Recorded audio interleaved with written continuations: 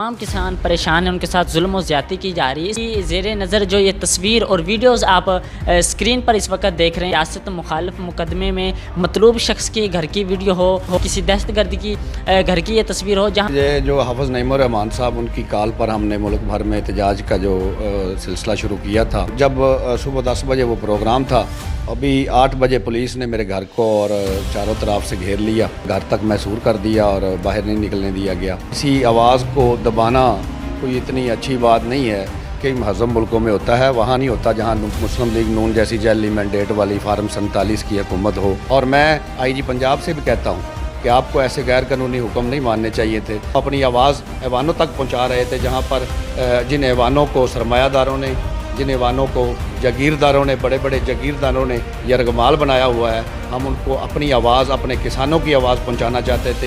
بسم اللہ الرحمن الرحیم، السلام علیکم، میں ہوں رقیب خان اور آپ دیکھ رہے ہیں میرا یوٹیوب چینل اور فیس بک پیج۔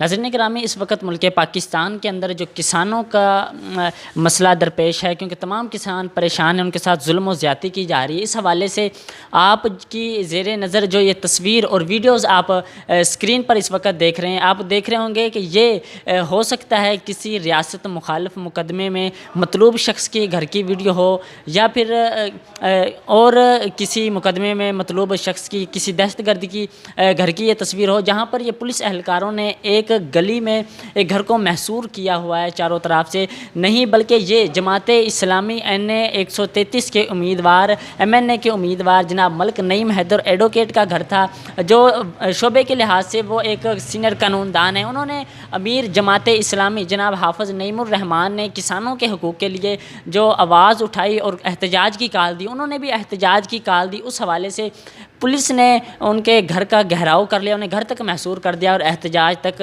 نہ پہنچنے دیا۔ اس حوالے سے آج ہمارے ساتھ ملک نعیم حیدر ایڈوکیٹ صاحب موجود ہوں گے، ان سے ہم بات کرتے ہیں اس تمام معاملے پر۔ السلام علیکم ملک صاحب۔ جی وعلیکم السلام خان صاحب، ویلکم۔ ملک صاحب، پہلے تو بہت بہت شکریہ، آپ نے اپنا قیمتی وقت دیا۔ ملک صاحب، امیر جماعت اسلامی کی کال پر آپ نے بھی کال دی، اور اس وقت ایک بھاری ہجوم پولیس کا آپ کے گھر کو چاروں طرف سے، جس طرح آپ کسی ریاست مخالف آپ نے کوئی بیان دے دیا ہو، آپ کسی دہشت گردی کے مقدمے میں مطلوب ہوں، اس حوالے سے پولیس نے چاروں طرف آپ کے گھر کا گھیراؤ کر لیا، کیا کہیں گے؟ جی بالکل، اسی یہ جو حافظ نعیم الرحمان صاحب ان کی کال پر ہم نے ملک بھر میں احتجاج کا جو سلسلہ شروع کیا تھا، اس سلسلے میں ہم نے الہ آباد چوک میں دھرنا دینے کا اعلان کیا ایک دن پہلے۔ تو جب صبح 10 بجے وہ پروگرام تھا، تو ابھی 8 بجے پولیس نے میرے گھر کو اور چاروں طرف سے گھیر لیا اور مجھے گھر تک محصور کر دیا اور باہر نہیں نکلنے دیا گیا۔ تو ان ہتھ کنڈوں کی وجہ سے کسی آواز کو دبانا کوئی اتنی اچھی بات نہیں ہے۔ اگر حکومت کو اس بات کا احساس ہے، اگر اس مسئلے کو حل کرتے، لیکن اس کے بالکل برعکس انہوں نے جو قیادت تھی اس کو محصور کر لینا، یہ کوئی اتنی اچھی بات تو نہیں تھی نا۔ سر، دنیا کے مہذب ملکوں میں یہ ہوتا ہے کہ اگر عوام احتجاج کرتی ہے تو ریاست اور مہذب ملکوں میں ان کے جو سلوشن ہوتا ہے اس احتجاج کا، لوگوں کے مطالبات ہوتے ہیں، ریاست یہ سوچتی ہے کہ انہیں حل کیسے کرنا ہے۔ کیا ہمارا ملک بھی اس مہذب ملکوں میں آتا ہے کہ عوام احتجاج کرتی ہے اور ہماری جو ریاست ہے وہ یہ سوچے کہ ان کے بجائے کہ ان کے مطالبات کو تسلیم کیا جائے یا کیسے کرنا ہے، کہ اس کے مخالف ہے؟ دیکھیں، آپ نے بالکل اچھی بات کی ہے، وہ واقعی مہذب ملکوں میں ہوتا ہے، وہاں نہیں ہوتا جہاں مسلم لیگ نون جیسی جعلی مینڈیٹ والی فارم 47 کی حکومت ہو اور ایک قبضے کے ذریعے وہ حکومتوں کے ایوانوں میں بیٹھے ہوں اور کسی کی آشرباد پہ وہ جو ہے نا اقتدار کے ایوانوں پر قابض ہوں۔ ایسے لوگ مہذب کہاں مطلب ان کو کہا جا سکتا ہے؟ بالکل وہ اپنی جو حکومتی مشینری ہے، وہ کسی آواز کو جو جائز مطالبات کی آواز ہو، جو اپنے حقوق کی آواز ہو، اس کو دبانے کے لیے اس کو دبانے کے لیے حکومتی مشینری کو استعمال کریں۔ اور میں آئی جی پنجاب سے بھی کہتا ہوں کہ آپ کو ایسے غیر قانونی حکم نہیں ماننے چاہیے تھے۔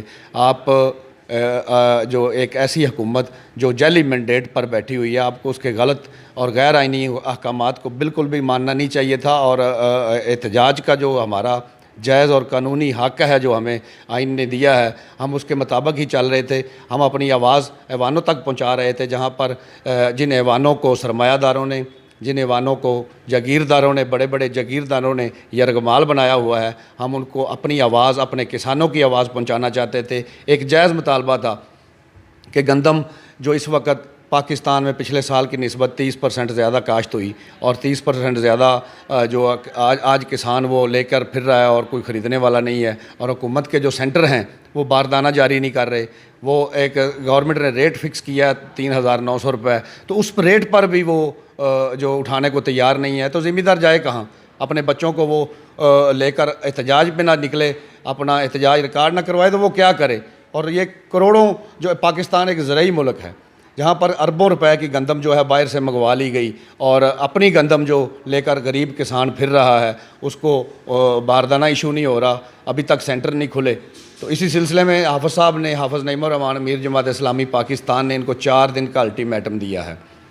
अगर इन्होंने 4 दिन के अंदर अंदर किसानों से गंदम ना ख़रीदी तो हम वज़ीर आला हाउस का भी घेराव करेंगे और अपना एहतजाज गली गली और कूचे कूचे और पूरे पाकिस्तान की शाहराहें बंद करेंगे, और इनको बताएंगे कि अवाम जब निकलती है तो अपने हकूक़ लेकर वापस नहीं आती। मलिक साहब, हाफ़िज़ नईमुर रहमान साहब ने कहा है कि जो तहरीक आज से चंद माह बाद स्टार्ट करनी थी हुकूमत गिराने की, हो सकता है अगर 4 दिन के अंदर इन्होंने मुतालबात किसानों के ना तस्लीम किए, वो हमें फौरी तौर पर शुरू करनी पड़ जाए हुकूमत गिराने की। तो इस पर क्या कहेंगे? क्या वाकई अभी जमात इस्लामी हुकूमत गिराने की अगर मुतालबात ना तस्लीम किए गए तो तहरीक का आगाज़ कर रही है? जी बिल्कुल, ये तहरीक जो है, हमने कुछ अरसा बाद जमात की जो क़यादत है उन्होंने ये प्लान किया था कि हम इस हुकूमत को देखते हैं कि ये चाहे ये जाली मैंडेट पर आए हैं लेकिन कुछ आवाम को डिलीवर करते हैं कि नहीं करते। तो इसी सिलसिले में हमने वो एहतजाज थोड़ा सा पेंडिंग किया था। अब चूँकि किसानों का एक मसला एमरजेंसी तौर पर आ गया है और गंदम जो है वो किसान के दरवाज़े पर पड़ी हुई है, उसकी दहलीज़ पर पड़ी हुई है, वो उठा नहीं रहे, तो इस मुतालबे को हम लेकर जब निकले थे तो इन्होंने आवाज़ दबाने की कोशिश की है।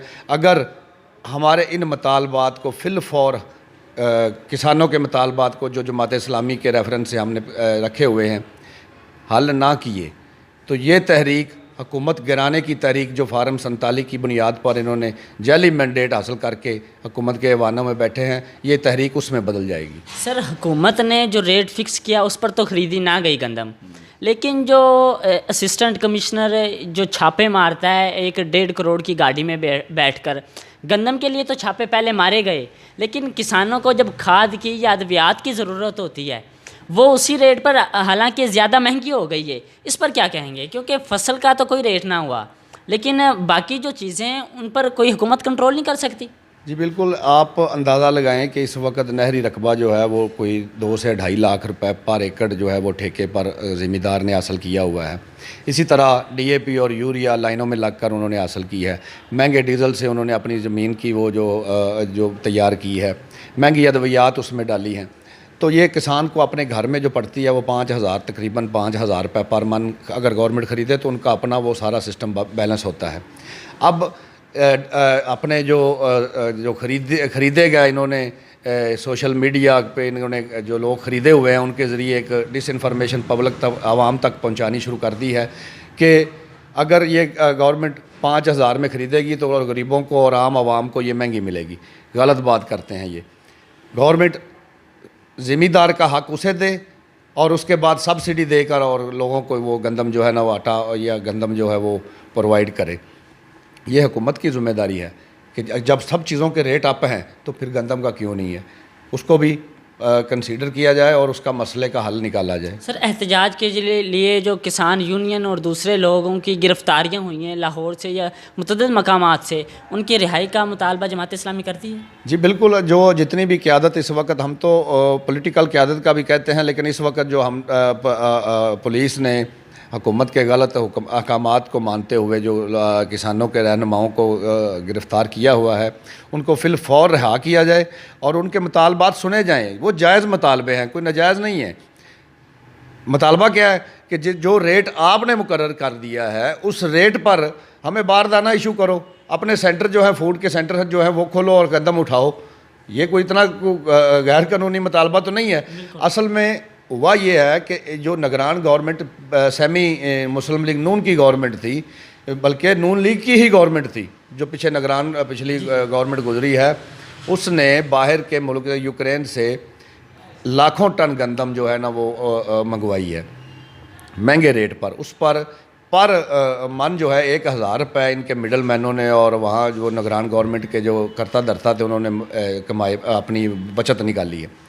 تو گورنمنٹ نے اتنی وافر مقدار میں گندم خریدی کیوں جب پاکستان کے اندر پچھلے سال کی نسبت 30% زیادہ گندم کاشت ہو رہی تھی؟ تو ان کو سوچنا چاہیے تھا کہ گندم تو ہمارے اپنے ملک میں بہت زیادہ ہوگی.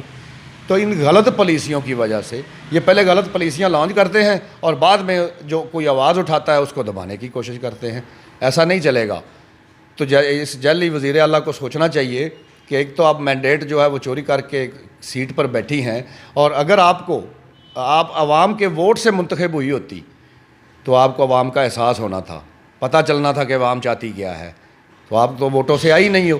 تو اس لیے ہم اس تحریک کو ان کی جو کرسی کے جو نیچے سے پاؤں نکالنے کے لیے بھی انشاءاللہ استعمال کریں گے. سر آخر میں آپ کسانوں کو کیا پیغام دینا چاہیں گے؟ کسان یکجا ہو جائیں, کسانوں کی جتنی تنظیمات ہیں وہ اکٹھی ہو جائیں اور اپنا مطالبہ لے کر جو ہے نا وہ احتجاج میں ایک مٹھ نظر آنی چاہیے. یہ کسان نمائندوں کو اور کسان تنظیمات کو اکٹھا ہو کر اس تحریک کا حصہ بننا چاہیے. جی آج ہمارے ساتھ موجود تھے ملک نعیم حیدر ایڈوکیٹ صاحب, جنہوں نے آپ نے پہلے تصاویر اور ویڈیوز دیکھی جن کو پنجاب پولیس نے حکومت کے ہتھ کنڈوں پر ان کے گھر کو چاروں طرف سے محصور, انہیں احتجاج کے لیے گھر سے باہر نہ نکلنا دیا گیا, انہیں نظر بند کر دیا گیا. ان کا آج ہم نے تفصیلی انٹرویو لیا, ان کا موقف لیا. اسی کے ساتھ ہی اپنے میزبان رقیب خان کو دیجیے اجازت. اللہ حامی و ناصر.